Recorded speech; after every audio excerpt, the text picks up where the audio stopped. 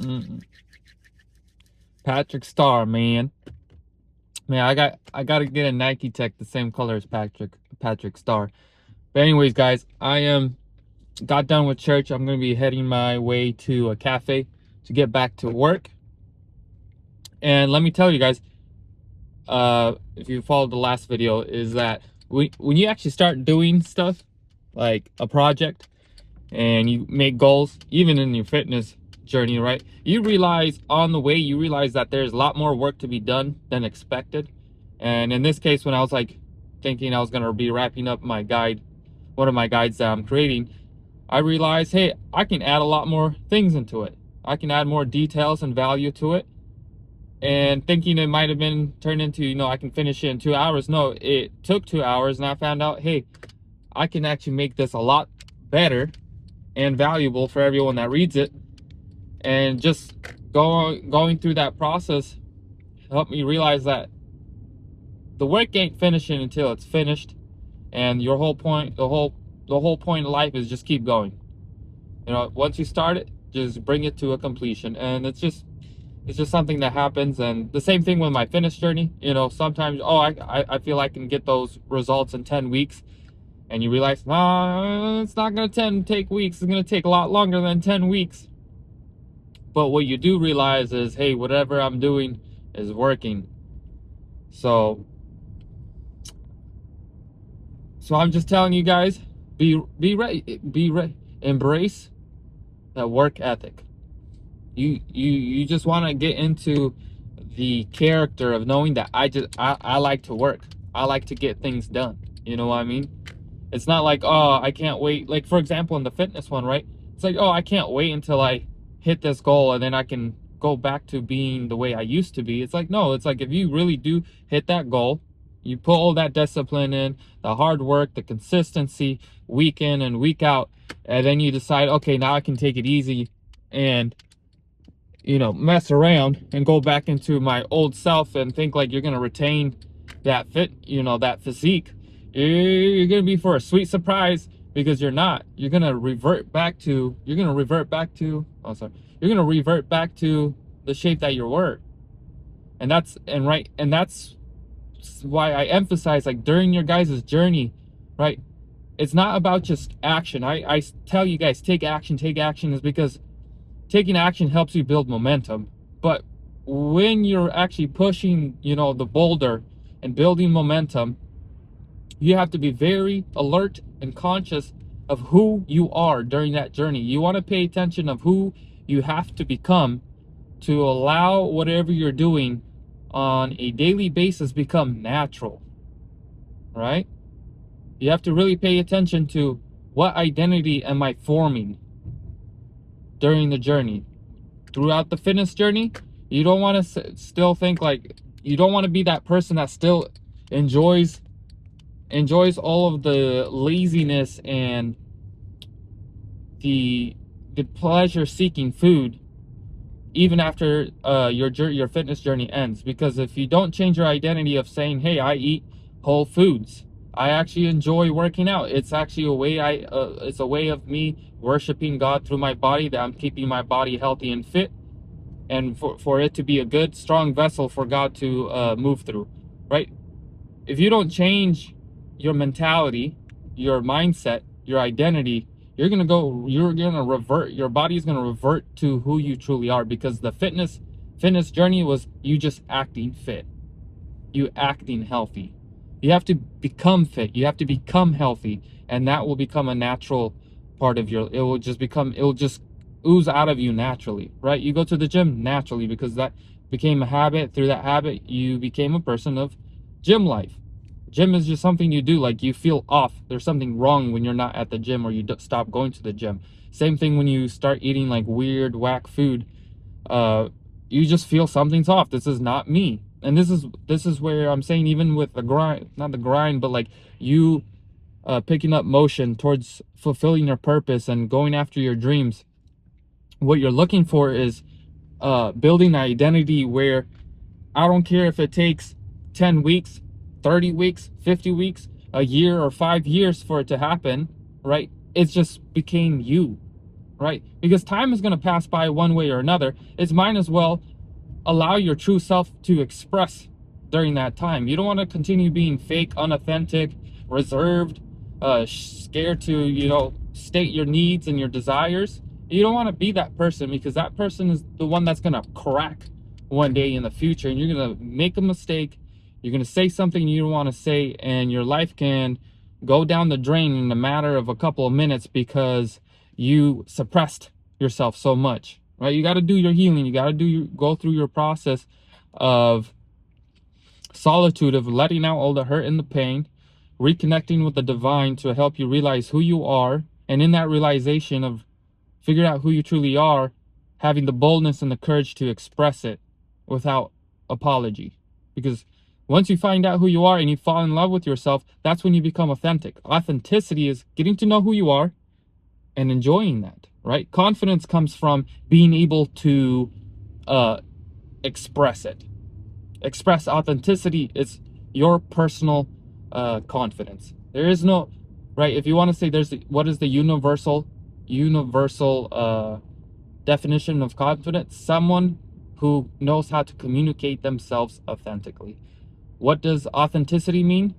It is a person that knows who they are and they actually like themselves. That's being authentic. That's being charismatic. Being charismatic is the ability to persuade others and encourage people to like themselves. That's how I deem charisma, right? There's manipulative charisma, but I'm not really on that. I'm not really on that train. I gotta get behind this guy. But yeah. So we're figuring out our groove. So just learning to develop a character, an identity that's always growing. And how do I display that or coin that? Is the true identity that you guys, I am continuous growth. You're continually growing. When you begin to become stagnant, guys, and think like, oh, I achieved my goal, there's nothing else to do, lie. You're always growing. There's always something to take more authority and dominion and bring it into harmony, to bring it under the dominion of Christ, right? To have it become efficient. Because have it, as it says, reconcile it back to God, right? So you do that with your body, you do that with your time, you do that with your talents, you do that with your gifts, you do that with the resources that you have in your life.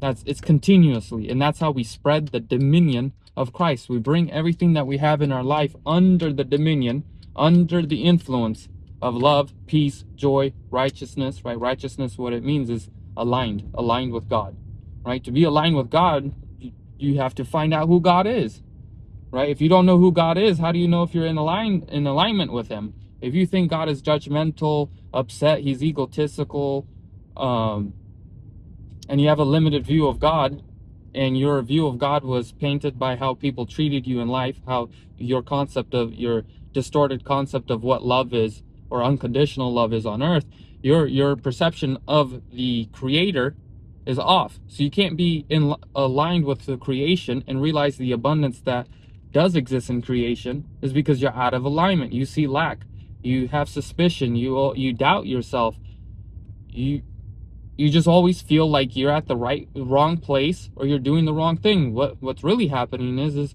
you just don't know who you are. If you don't know who you are, your whole life will feel like you're at the wrong place, or saying the wrong thing, or you're not fitting in. You don't have to, right? Because you don't really have to fit in. Fitting in is forcing your eternal, immortal identity to fit in a temporary mold that exists on earth. That's not what you're here to do. You're here to understand that you're immortal, eternal, and that your identity transcends all these temporary identities that the world tries to put you under, right? So your true identity is find out who God is, and you find out who you are, and that's in character, right? You realize that you are love in motion, you're love in expression, and as long as you're working for love, trying to earn love, trying to seek validation, acceptance from the world, you don't know who you are. Because when you find out who you are, you're no longer, you know, under the influence of the world. You are your own boss, right? Christ came here to make kings and queens. Kings and queens don't follow the world. They make their own culture in their own mind, in their own brain. They're not of the world. They're in the world. In other words, they live on earth, but they don't participate with worldly things. They don't participate with conditional understanding of love. Pulling me. So that's just, I'll end it there for that, guys. But I'm pulling up to the cafe because basically I like this guy. A little reflection on the weekend. I think I not got an idea of how I want my weekends to look like to be most productive. So guess what, guys, that does require me of going to sleep at the right time and waking up at the right time, because if that doesn't happen, your whole day is affected. So that's why you sometimes got to be real. You got to be real protective. You got to be real, sometimes stubborn about your bedtime. It's like, hey, you got to cancel plans. You got to move things around because you need to prioritize your sleep, because prioritizing sleep means you're going to give your best energy to your dreams, your goals, right? So protecting your sleep is to protect your dreams. Yeah. Got a parking spot. So basically on the weekends, I'm like, hey man, I'm going to wake up early as possible. Try to keep it around the same time as work, but at least definitely hit 8 hours of sleep. And hit the gym, get back home, wash up, eat, I would say like a third of my macros, grab a couple snacks, hit the cafe, and block out like 4 hard hours of doing work, figuring out how I can expand things, how can I improve my value that I express into the world, and figuring out how can I let my light shine greater and greater, and how can I spread encouragement and a role modelship for others to mimic, for them to chase after. I don't want to say chase, go and achieve their dreams and achieve excellence and attract excellence into their life, right? I'm figuring doing all of that in the background, and I'm documenting it for you guys to see, like, hey, this is what it takes, man. It takes being very very organized. This is why it says be good stewards. Guess what is a steward? Is knowing how to organize and be resourceful and know how to leverage and figure out the best way to do things to produce the most value. This is what God created us to do, create. If you're not creating, guys, you're in a constant state of consumerism, and consumerism is a way of killing the soul. It's a way of, like, this light on? Oops. Might have called someone. But anyway, when you're in the constant state of consumerism, you're contradicting your divine identity, which is, right, God is our Father, who is a creator. That is removing our ability. That's like stripping us of our divine ability to create, or the desire to create, because we're getting crammed in with so much consumerism. Buy this, do that, eat this. And before you know it, like, did you ever express any creativity in your life? Or is it constant consumerism through consumption, through media, entertainment, food, buy, and it's like, did you ever create? What's your creative output? Right? There has to be something, and in that you're able to tap into the divinity that exists within you. So yeah, basically I'm pretty happy. We're at a good start on the weekend of how the weekend should look like. Now I just got to clean it up, saying, okay, waking up at this time, hitting that cafe on Saturday, hitting cafe on that Sunday. I got church, and then I can sneak in some time to work on this stuff after church, record a video, send it out to you guys, and keep nailing my brain in, like, hey, what is my purpose, and how can I become that person that expresses that purposely, effortlessly. And that's my goal right now. I'm excited because I don't think I'm just excited with where this can go. And and it's a great work, and I'm glad whoever's already in the community, I'm glad you guys are part of this journey. And I can't wait to help you guys achieve your dreams and see you guys see me achieve my dreams, and together we can do this. So I'm excited. I'm really excited, and just pray that God blesses this and gives me wisdom to know how to handle all this, and gives me that guidance, necessary guidance. But as well, always, guys, live with intention, know your whys. Sorry, I got distracted. Know your intention, know your whys, take action, learn while taking action. Taking action brings insight. That insight you can use to help develop the being, that your identity, right? Always focus on your identity over the actions, right? To develop an identity that allows it to come out naturally. And then, as always, guys, spend time with God, speak with God, be in the Word, be in prayer, be in meditation. Seek the kingdom of God first, your identity in love. That means I am loved. Seek that identity first, and allow that love to come out of you, and figure out, how can I express this love in my reality? How can I reconcile the disorder in my reality, immediate reality, okay?